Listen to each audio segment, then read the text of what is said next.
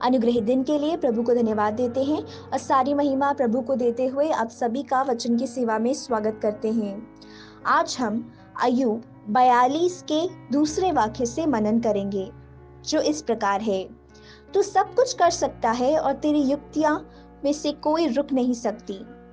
भक्त अय्यूब के इन वचनों से परमेश्वर हमसे भी आज बात करना चाहता है।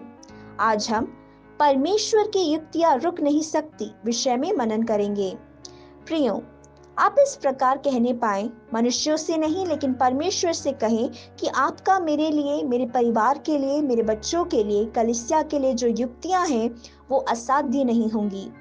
ये आपके विश्वास की घोषणा होने पाए।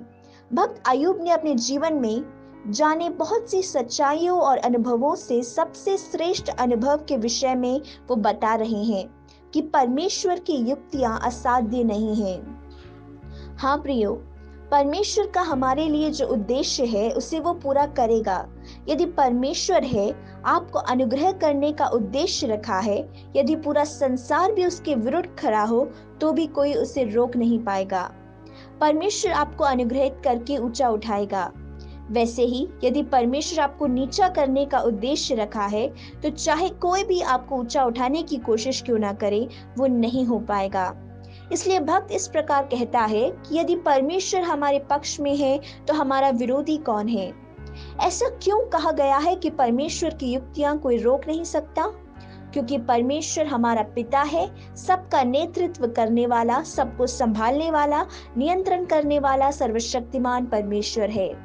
इसलिए आपके विरुद्ध में खड़े होने वाले मनों को निर्मल करने में परमेश्वर सक्षम है, क्योंकि राजाओं के मनों को परमेश्वर अपनी इच्छाओं के अनुसार मोड़ देता है और ये करने में भी परमेश्वर सामर्थी है। इस सत्य को ना जाने हुए राजा पिलातुस ने इस प्रकार यीशु मसीह से कहा कि तुझे बचाने का और मारने का अधिकार मेरे पास है। तब उसके उत्तर में यीशु मसीह इस प्रकार कहते हैं कि स्वर्ग की आज्ञा के बिना पिलातुस, तेरा मुझ पर कोई अधिकार नहीं है। प्रियो, यीशु मसीह के इन वचनों को अपने मन में आप लिख लें। हाँ, स्वर्ग का परमेश्वर राजाओं पर, नेताओं पर राज करता है।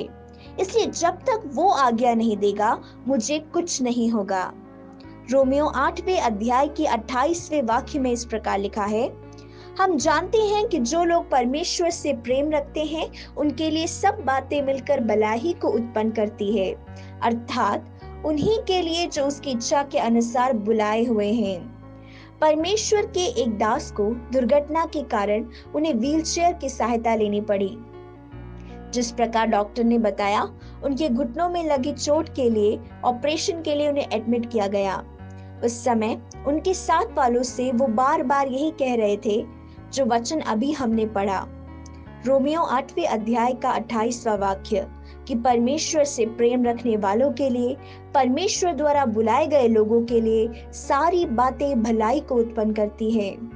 अंत में जब उनकी शारीरिक अवस्था बिगड़ने लगी, जब मृत्यु की ओर वो बढ़ रहे थे, उस समय भी उन्होंने अपने बच्चों से इस प्रकार कहा, रोमियो 8वें अध्याय का 28वां वाक्य, आज भी पवित्र शास्त्र में लिखा है और तुम उसको भूल मत जाना। अपनी मृत्यु के समय में भी बड़ी प्रतीक्षा के साथ वो परमेश्वर की संगति में बुलाए गए। मुझे सुनने वाले मेरे प्रिय लोगों, चाहे हम मरे या फिर जिए, वो हमारे परमेश्वर के उद्देश्य की पूर्तिकरण के लिए हैं। उस एक विश्वास के साथ हम जीने पाए। यदि संसार मृत्यु है कहकर लिख भी दे, लेकिन परमेश्वर का उद्देश्य जो भी आपको जिंदा रखना है, तब परमेश्वर आपको खड़ा करेगा और ऐसा करने में वो सामर्थी है। इसलिए परमेश्वर की ओर अपने मन को लगाते हुए हम इस प्रकार कहने पाए कि आपका कोई भी उद्देश्य रुक नहीं सकता। आइए हम प्रार्थना करें।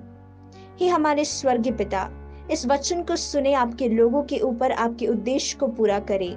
आपके साथ एक संबंध बनाकर जीने में आप सबकी सहायता करें। हर एक दुष्ट के युक्तियों को आप यीशु मसीह के नाम से निष्फल होने पाए। इस प्रार्थना को यीशु मसीह के नाम से मांगते हैं, आमीन। इन वचनों के द्वारा परमेश्वर आप सबको बहुतायत से आशीष दे। प्रभु की स्तुति हो। जय मसीह की।